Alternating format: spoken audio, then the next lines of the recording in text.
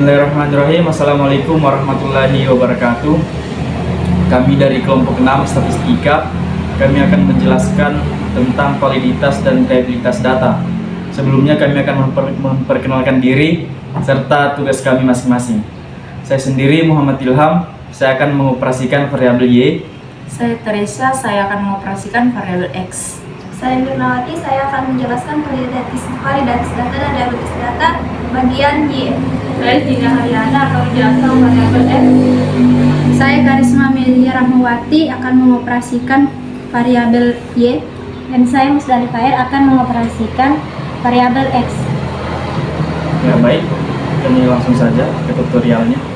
Baiklah, di sini saya akan mengoperasikan data variabel X.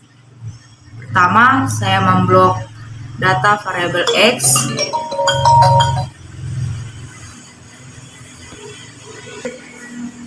Terus saya Ctrl C.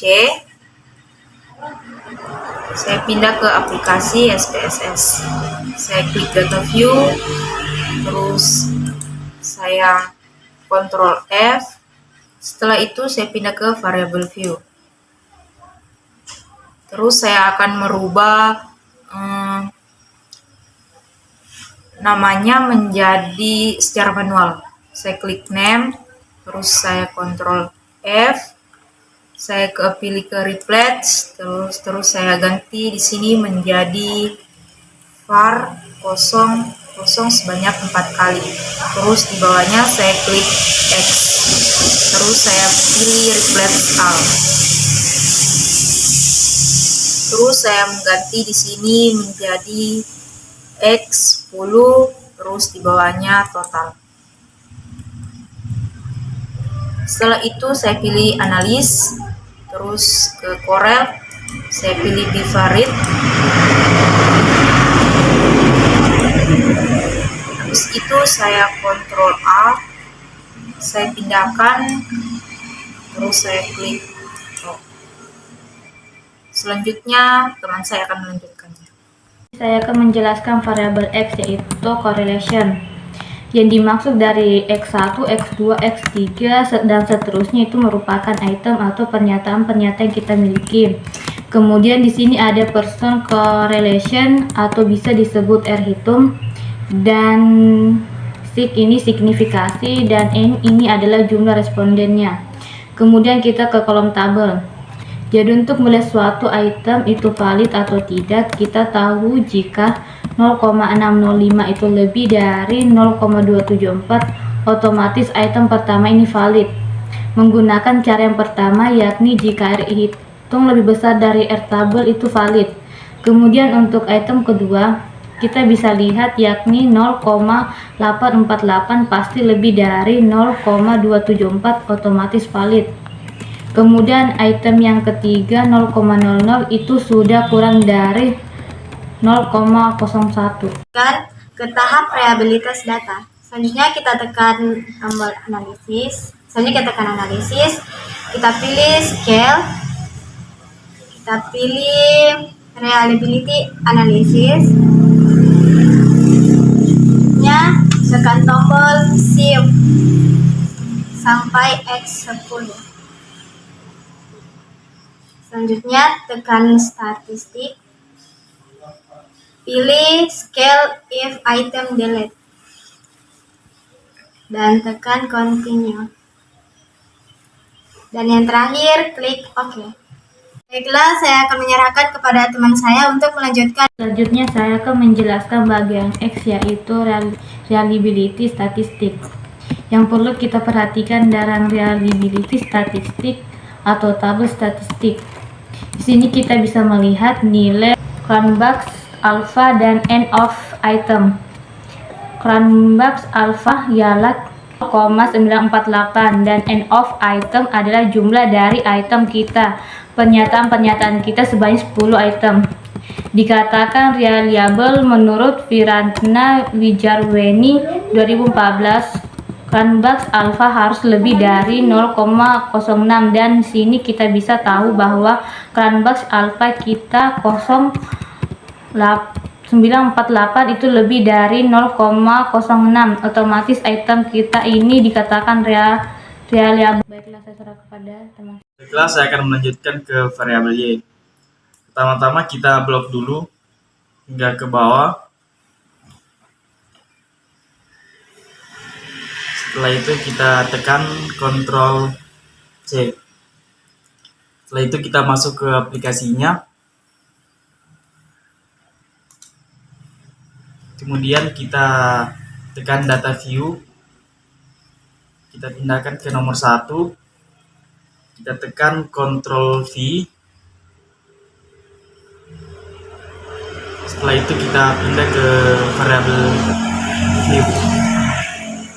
Kemudian kita klik di bagian name. Terus kita tekan Ctrl F untuk mengganti secara manual. Setelah itu kita pindah ke bagian replace. Kemudian kita isi dengan var dan 0 sebanyak 4 kali. Setelah itu kita replace with Y. Kemudian kita tekan replace all. Dan kita ganti di bagian var-nya dengan Y10. Dan di bawahnya kita ganti dengan total. Setelah itu kita pindah di bagian analyze. Kita tekan Corel, kemudian beaver rate, dan kita tekan Ctrl A. Setelah itu kita pindahkan. Setelah itu kita klik OK. Baik, selanjutnya saya serahkan kepada teman saya untuk melanjutkan. Baiklah, selanjutnya saya akan melanjutkan penjelasan terkait correlation. Di sini output correlation atau dokumen correlation, kita bisa melihat valid atau tidaknya suatu items. Maksud dari Y1, Y2, Y3 dan seterusnya adalah item atau pertanyaan yang kita miliki. Kemudian di sini ada person correlation. Maksudnya di sini disebut juga sebagai R hitung. Kemudian di sini bagian kolom kedua sig, yakni nilai signifikan. Kemudian n ini adalah jumlah dari respondennya. Kemudian kita ke kolom total. Di sini dapat kita lihat di kolom totalnya valid atau tidak validnya. Kita tahu bahwa 0,583 itu lebih dari 0,274, maka bisa dikatakan item ini valid. Kemudian kita ke kolom kedua, yakni 0,2826 pasti lebih besar daripada 0,274, maka bisa dipastikan item ini valid. Kemudian kita ke kolom ketiga, yakni 000. Itu sudah kurang dari 0,1, karena nilai sig itu lebih kecil daripada 0,1, maka bisa dikatakan kolom ketiga ini valid. Itulah penjelasan saya terkait variabel. Baik, selanjutnya saya akan melanjutkan reliability bagian variabel Y. Kita klik analysis, terus pilih class, klik bagian reliability analysis, terus kita shift sampai Y10, kita pindahkan, kita pilih statistik. Oke, dilanjutkan oleh teman saya. Selanjutnya saya akan melanjutkan penjelasan terkait reliability statistik. Yang perlu kita perhatikan dalam reliability statistik, yang pertama di sini itu kita bisa melihat nilai corpus alpha. Corpus alpha artinya corpus alpha di sini 0,919 dan end of item adalah jumlah atau item kita atau pertanyaan-pertanyaan kita sebanyak 10 item. Dikatakan variabel menurut Wiratna Sujarweni 2014, Cronbus alpha harus lebih dari 0,6. Dari sini kita bisa tahu bahwa Cronbus alpha kita 19 itu lebih dari 0,6, otomatis item kita ini dikatakan valid. Itulah penjelasan saya terkait uji validitas dan reliabilitas variabel Y.